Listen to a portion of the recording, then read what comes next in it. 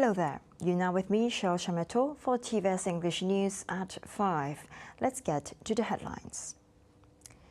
The low-hanging fruits of the outstanding matters in the Malaysia Agreement MA63 can be resolved as soon as possible, assured Deputy Minister in the Premier's Department of Law, MA63 and State-Federal Relations, Dr. Sharifah Hasidah Said Aman Ghazali. Hasidah said that this was to ensure that every agreement enshrined in MA63 are fulfilled in stages to bring about significant changes in Sarawak. Banyak lagi perkara yang perlu rundingan, perlu pindaan undang-undang, pindaan perlembagaan. Jadi akan mengambil masa. Jadi tuntutan kita tu terbagi kepada dua. Ada yang low hanging fruits yang dah boleh kita selesaikan. Ada yang masih banyak lagi perlu dibincang, dirunding dan perlu undang-undang kita dipinda dan diubah. Hasidah further pointed out that apart from the low-hanging fruits, the demand of 35% of parliamentary seats to East Malaysia requires amendment to the constitution. Thus, hope that matters related to the agreement could be expedited. Ada perkara seperti tuntutan kita di bawah artikel 112D. Itu kita ada memberitahu mengemukakan special formula untuk review special grant negeri Sarawak. Itu mungkin boleh diselesaikan dengan segera. Iaitu membership dalam LHDN. Itu perkara-perkara yang telah disetujui secara prinsipal dan mungkin boleh diselesaikan dengan segera. Meanwhile, when asked on the trip to London by the state's legal team for a fact-finding mission on MA63 previously, Hasidah revealed that the team's finding is to confirm facts through several documents in the archives there. Hasidah also said she has been communicating with the Deputy Prime Minister, Datuk Sri Fadilah, on the matters pertaining to the agreement.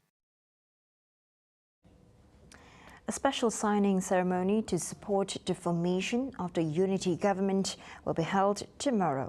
This has been confirmed by the Deputy Prime Minister, Dr. Sri Fadilah Yusof.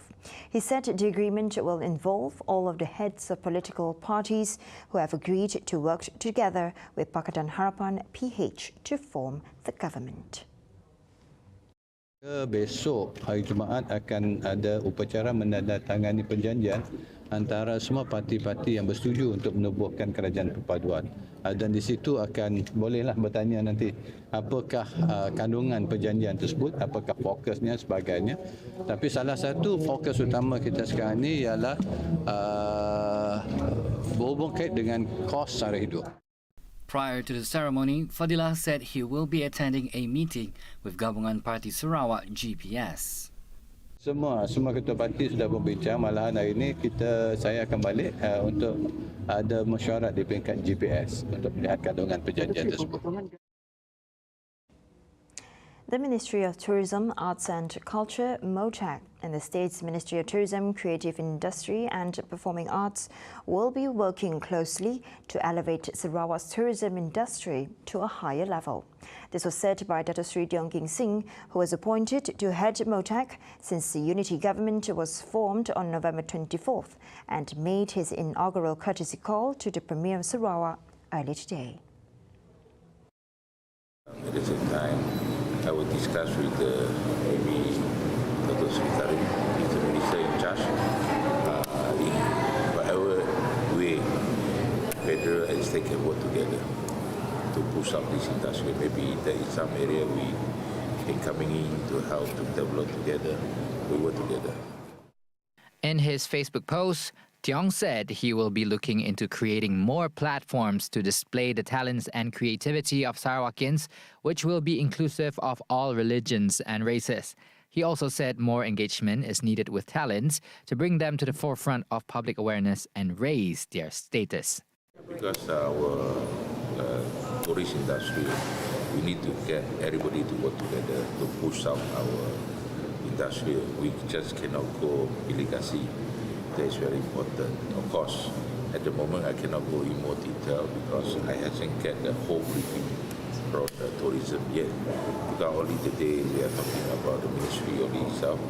all the other agency, there's about 10 agency bawah kementerian. Saya belum dapat lagi briefing. Only start with next week. Palm oil sludge has the potential to add value towards the production of solar panel film protection in efforts in strengthening the state's renewable energy sector, as well as sustainable circular economy, urging palm oil industry players tap on the new avenue on energy production.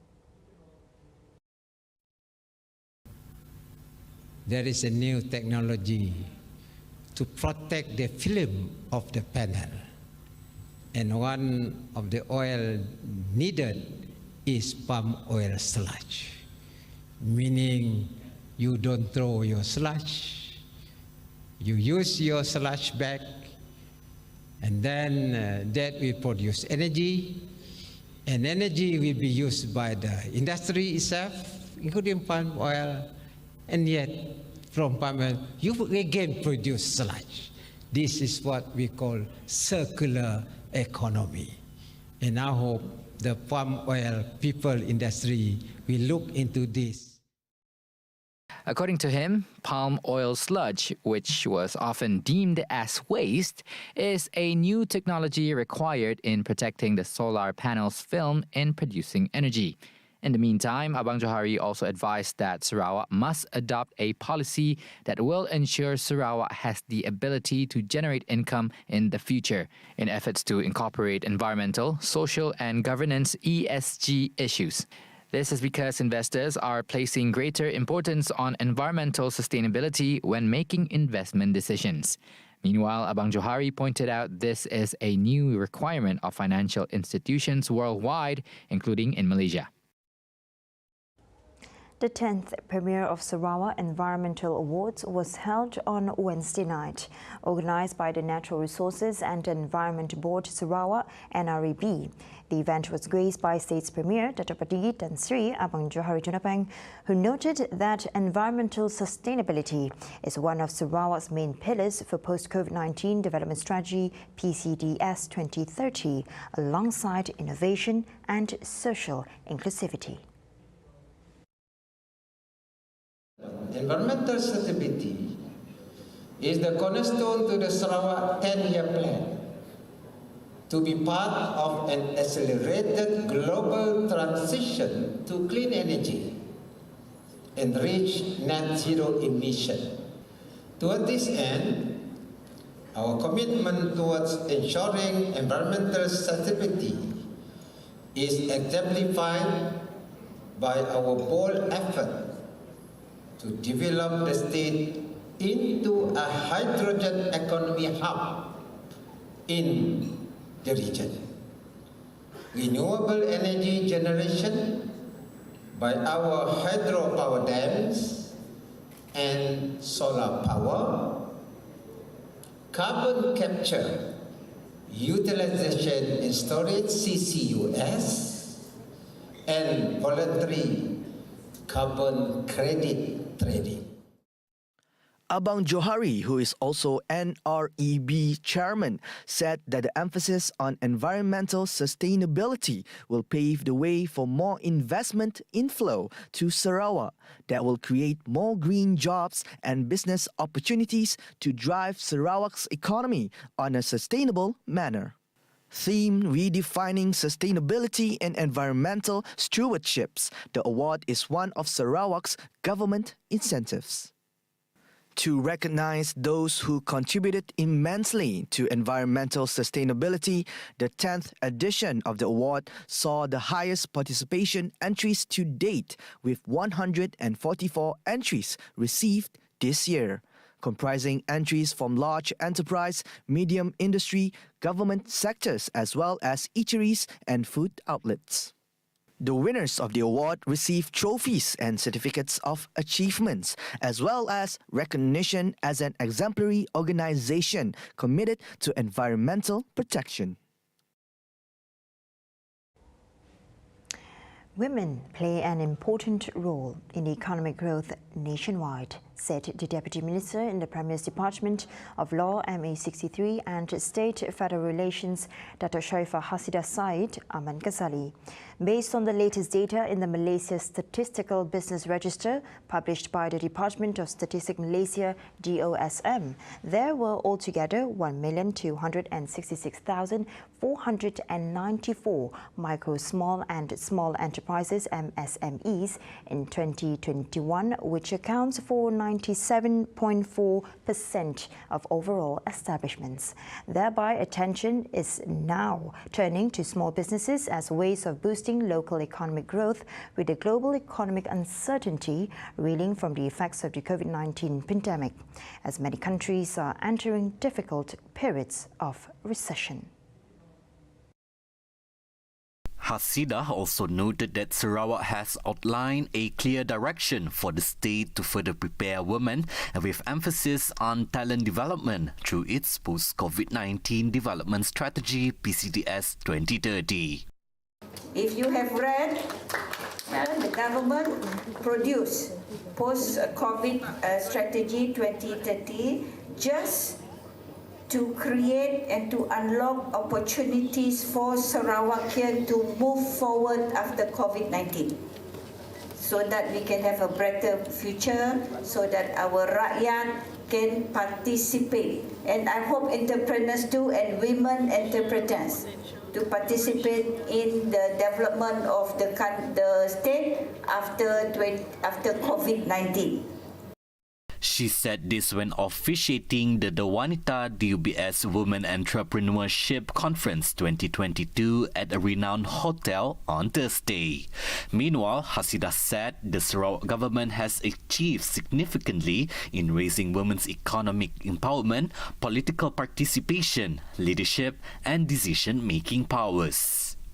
Kita lihat saja dalam kabinet terbaru tu, Datuk Seri Nancy kita dilantik Menteri Penuh Wanita. YB Datuk Rubiah, isn't it? Dilantik sebagai Kepala Menteri Datuk Hanifah. Di peringkat negeri pun ada Datuk Seri Fatimah kita, YB Datuk Rozi, saya sendiri. So banyak wanita telah berjaya kita angkat, dan dari sudut perniagaan pun ramai yang berjaya. Kita orang semua dalam TVS tu berjaya juga. Jadi tahniah saya ucapkan.